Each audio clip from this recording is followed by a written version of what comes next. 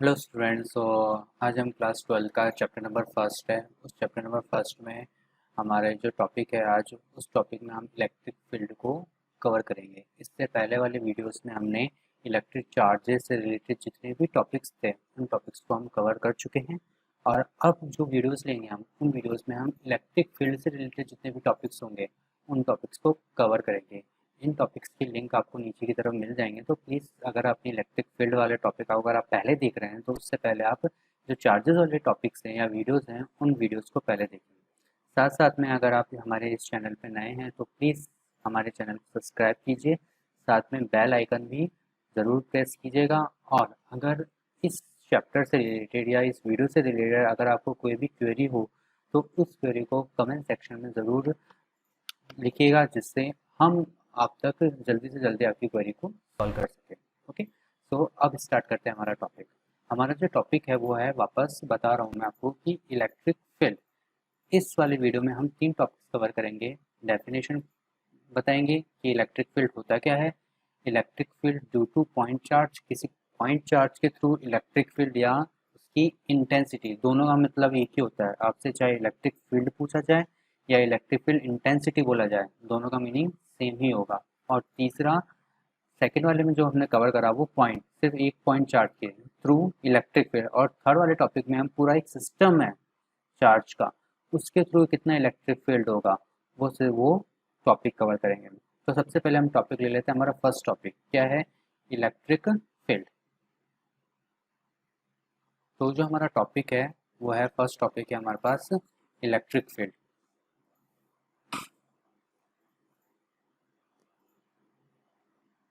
Electric field, electric field को समझने से पहले आपको एक एग्जांपल बताते हैं।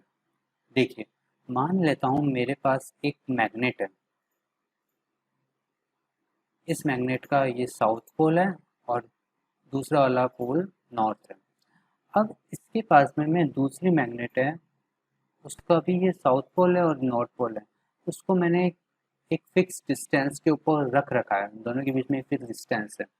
तो क्या होता है, बेसिकली हमने देखा है कि ये साउथ नॉर्थ है और ये साउथ है, दोनों एक दूसरे से अट्रैक्ट करने चाहिए। तो ये वाली मैग्नेट हमने फिक्स कर दी, किसी भी एक पॉइंट के ऊपर फिक्स कर दी है, ये अपनी जगह पे फिक्स है, ये हिलेगी नहीं यहाँ से। अब ये जो दूसरा वाला मैग्नेट है वो इसकी तरफ अट्रैक्ट होना चाहिए, आना चाहिए, लेकिन ऐसा नहीं हो रहा है। क्यों? क्योंकि इन दोनों के बीच की डिस्टेंस इतनी ज़्यादा नहीं थी, इतनी मिनिमम नहीं थी कि ये इसको अपनी तरफ अट्रैक्ट कर सके। अब ये तो पहली कंडीशन हुई। इसी तरह से अगर मैं सेकंड कंडीशन लेता हूँ, क्या करा, सेम मैग्नेट है मेरे पास, ये वाला ही, ये वाला सेम मैग्नेट ले रखा है मैंने, और ये साउथ नॉर्थ है। अब ये वाला जो मैग्नेट है इसको क्या करा मैंने, थोड़ा सा पास में लेके आ गया,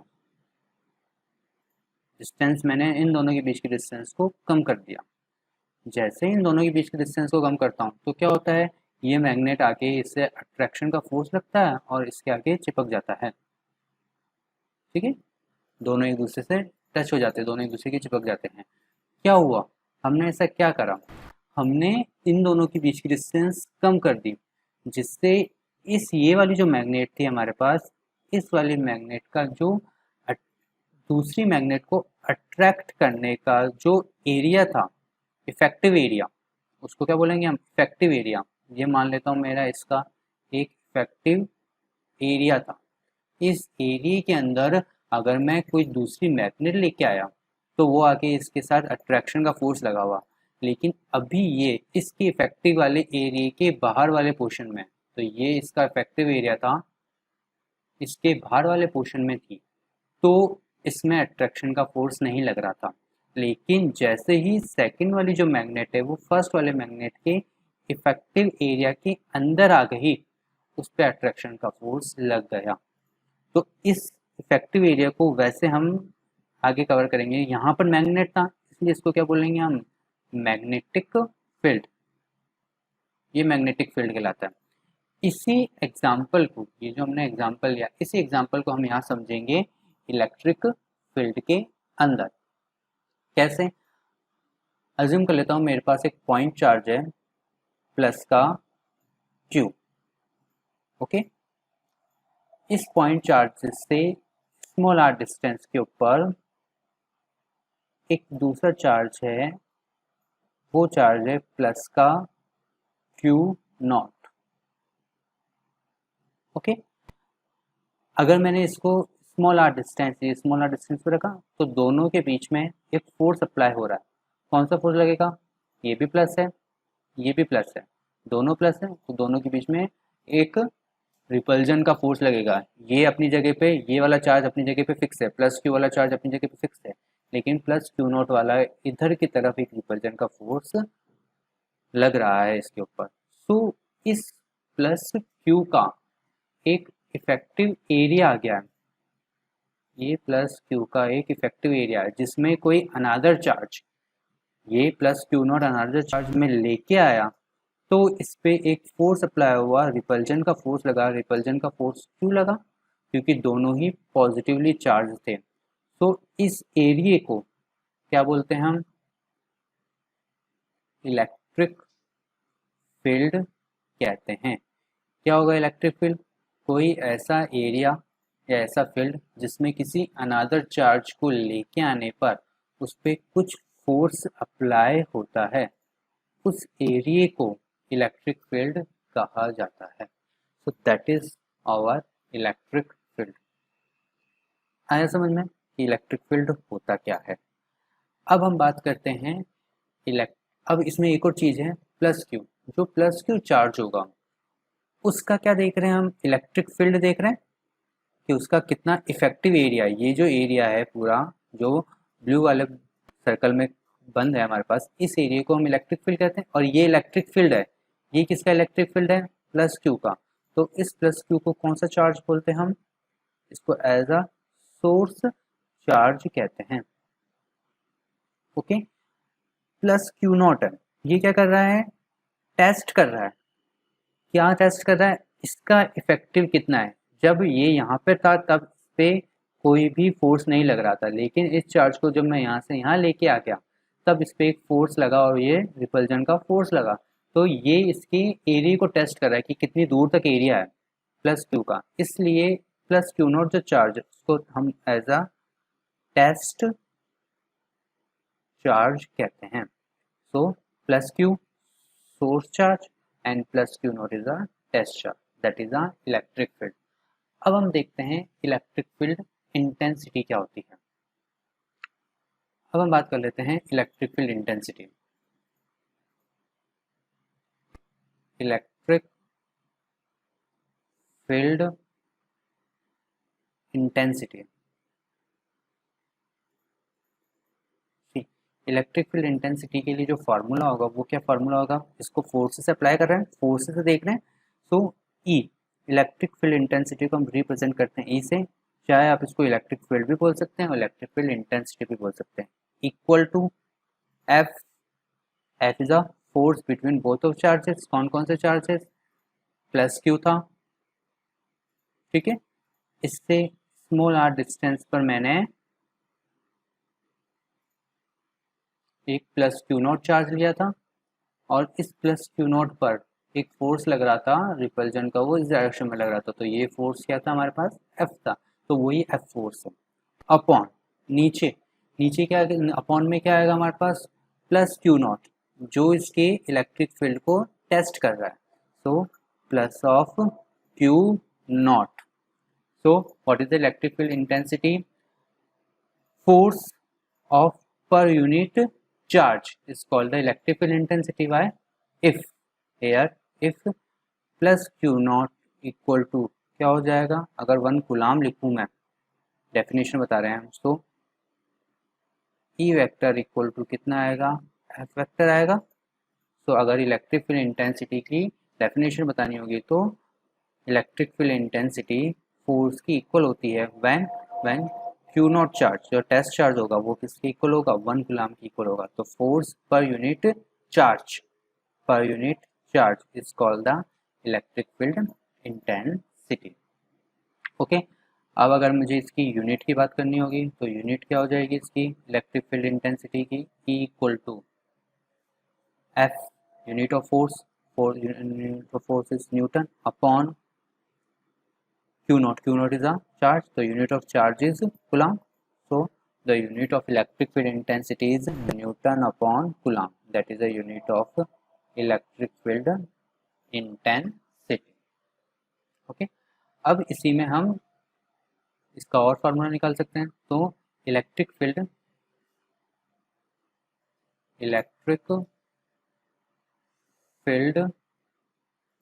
intensity due two point charge. हमारे पास एक पॉइंट चार्ज है, सिर्फ एक ही चार्ज है, उसके थ्रू इलेक्ट्रिक फील्ड इंटेंसिटी निकालनी है. सो वही प्लस क्यू नॉट है, प्लस क्यू है और प्लस क्यू नॉट है, दोनों के बीच की डिस्टेंस कितनी है, आर है. So electric field intensity E will be equal to लगने वाला force F upon plus Q naught. Okay, that is equation number 1. अब एफ क्या है, फोर्स है, दोनों कांस्टेंट है, दोनों के बीच की डिस्टेंस हमें दे रखी है. तो फोर्स किससे निकालेंगे हम, लास्ट वीडियो में हमने कवर करा था कूलम्ब्स लॉ. तो कूलम्ब्स लॉ का फार्मूला लगाएंगे यहाँ पर, F vector equal to 1/4 epsilon naught Q1. Q1 की जगह क्या है मेरे पास, प्लस का Q. Q2 की जगह क्या है, प्लस का Q naught upon distance R square. That is equation number 2. क्या कर रहा हूँ मैं, इक्वेशन 2 की वैल्यू को इक्वेशन नंबर 1 में पुट कर दूँ. एफ की वैल्यू हमने निकाल ली, तो 2 की वैल्यू 1 में अगर मैं पुट करूँगा तो क्या आएगा हमारे पास, E इक्वल टू एफ की जगह अगर पुट करूँगा तो 1/4 epsilon naught Q upon R square into, ये क्यू नॉट नीचे की तरफ है इक्वेशन 1 में, तो 1/क्यू नॉट से क्यू नॉट कैंसिल आउट हो गया. तो ई जो ई आएगा हमारे पास, वो आएगा हमारे पास E equal to 1/4 epsilon naught Q upon R square. अगर इसको वेक्टर फॉर्म में बताना है तो क्या करेंगे, अगर कोई स्केलर क्वांटिटी उसको वेक्टर फॉर्म में बताने के लिए लास्ट वीडियो में बताया था, उसकी यूनिट वेक्टर से मल्टीप्लाई कर देते हैं. तो डिस्टेंस के यूनिट वेक्टर आर कैप से अगर मैं मल्टीप्लाई कर दूं तो ये क्या आ जाएगा मेरे पास, electric field due to a point charge. Okay, get it. तो E equal to 1/4 epsilon 0 Q upon R. अब अगर मुझे यहाँ पर ग्राफ खींचना है, किस के बीच में, graph between E and small R, electric field और डिस्टेंस के बीच में अगर मुझे ग्राफ प्लॉट करना होगा तो इलेक्ट्रिक फील्ड को ले रहा हूँ मैं y एक्सिस पे और डिस्टेंस को ले रहा हूँ मैं x एक्सिस पे.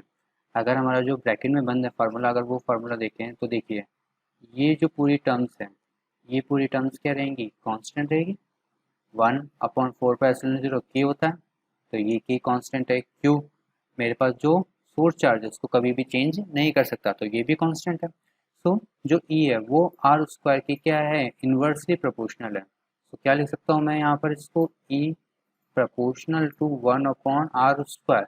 अगर इस यूनिट वेक्टर को भी सॉल्व करूँगा तो नीचे क्यूब आ जाएगा. यूनिट वेक्टर क्या होगा, R cap equal to R vector upon R mod of R. ठीक है, तो नीचे ही आर आएगा आपके पास. तो E जो है वो इन्वर्सली प्रोपोर्शनल है 1/r स्क्वायर के. इन्वर्सली के ग्राफ कैसे बनते हैं हमारे पास, इस टाइप से कर्व के अंदर बनते हैं. तो ये ग्राफ आ जाएगा आपके E और R के बीच में ग्राफ. और किसी पॉइंट चार्ज पर इलेक्ट्रिक फील्ड इंटेंसिटी का फार्मूला क्या होगा, 1/4 Q अपॉन आर स्क्वायर और आर कैप. ये इंपॉर्टेंट फार्मूला है, आगे वाले वीडियोस में भी हमारे काम में आएगा. ओके, लास्ट टॉपिक है इसमें, किसी system electric field intensity due to system of charges. Electric field intensity due to system of charges. Simple है, जैसे अभी हमने करा, क्या कर लेते हैं, मान लेता हूँ मेरे पास एक पॉइंट है, ठीक है, उस पॉइंट को ओ दे देता हूँ मैं, कोऑर्डिनेट है, और उस पर मेरे पास कोई चार्ज रखा हुआ है, सोर्स चार्ज प्लस क्यू। यहाँ से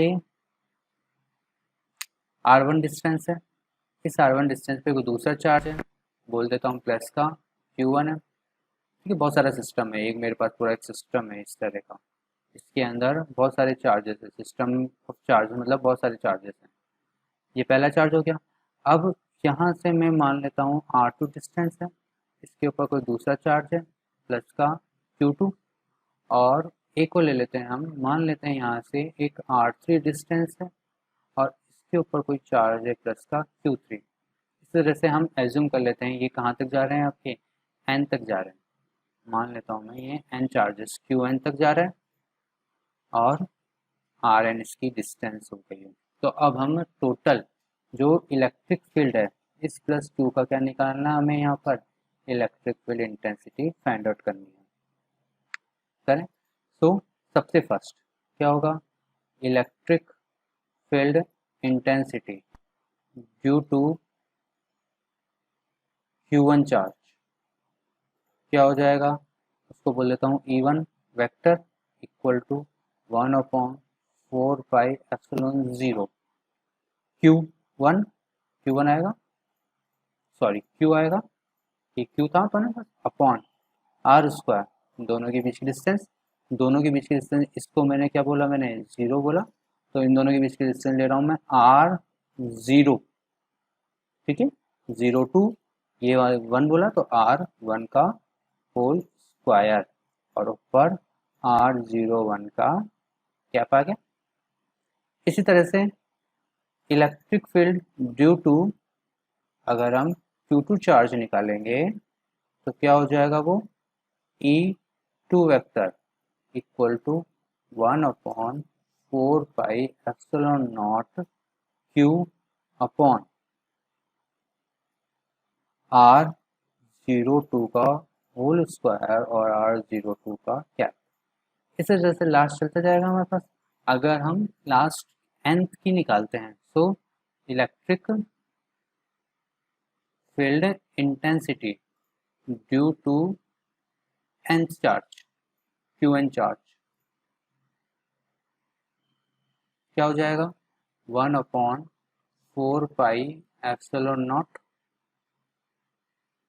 Q अपॉन RON का स्क्वायर और RON क्या। अब पूरे सिस्टम के लिए निकालना है, अगर पूरे सिस्टम के निकालना है तो सभी को हम ऐड कर दें, तो electric field intensity due to system charge क्या हो जाएगा, E इक्वल टू E1, इसको En दे देता हूँ मैं, nth के लिए निकाला हमने, E1 vector plus E2 vector E3 vector, last में कहाँ तक चलेगा,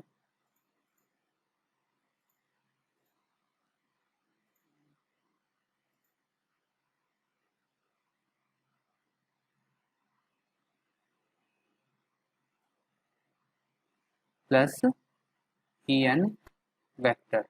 सो E इक्वल टू, अगर सभी की वैल्यू पुट करूंगा तो देख रहा हूँ मैं सभी में क्या आ रहा है, 1/4πε0, 1/4πε0, 1/4πε0 एंड कॉमन है, और साथ साथ में क्या कॉमन है, Q भी सब में आ रहा है, तो Q भी कॉमन है, तो क्या आ जाएगा 1/4πε0 कॉन्स्टेंट, साथ में ऊपर Q भी कॉन्स्टेंट, ब्रैकेट में क्या आ रहा है हमारे पास, R01 का cap upon R01 square plus R02 का cap upon R02 square, plus चलता जाएगा nth के लिए R0n का कैप अपॉन R0 ब्रैकेट में क्या आएगा, R01 का कैप अपॉन R01 का स्क्वायर प्लस R02 का cap upon R02 square plus last में R0n का cap upon R zero N का स्क्वायर। सो लास्ट टर्म है हमारे पास e equal to 1/4 pi epsilon 0 cube. इस टर्म को कैसे लिख सकता हूँ मैथ्स की फॉर्म में अगर हम लिखना चाहेंगे तो आर सी, जीरो सब में आ रहा है स्टार्टिंग में, ये जीरो ये जीरो ये जीरो, तो जीरो एज इट इज, फिर 1 2 3 4 लास्ट में एन आएगा तो इसको आई लिख दिया मैंने, अपॉन नीचे भी सेम चल रहा है आर जीरो आई का, और साथ में क्या चल रहा है स्क्वायर चल रहा है, ठीक है। और आगे क्या लगा दिया समीशन, समीशन फॉर्म में लिखा मैंने आई इक्वल टू 1 से स्टार्ट करा हमने और आई इक्वल टू कहाँ तक गए हम एन तक चले गए। तो ये आ गया हमारे पास electric field due to system of charge. Okay, तो ये टॉपिक हमारा यहीं पे ख़त्म होता है। अगर आपको इससे रिलेटेड कोई भी प्रॉब्लम हो तो प्लीज़ कमेंट सेक्शन में लिखिए, उस प्रॉब्लम को हम सॉल्व करने के लिए ट्राई करेंगे, और साथ साथ में हमारे चैनल को सब्सक्राइब भी कीजिए। Thank you.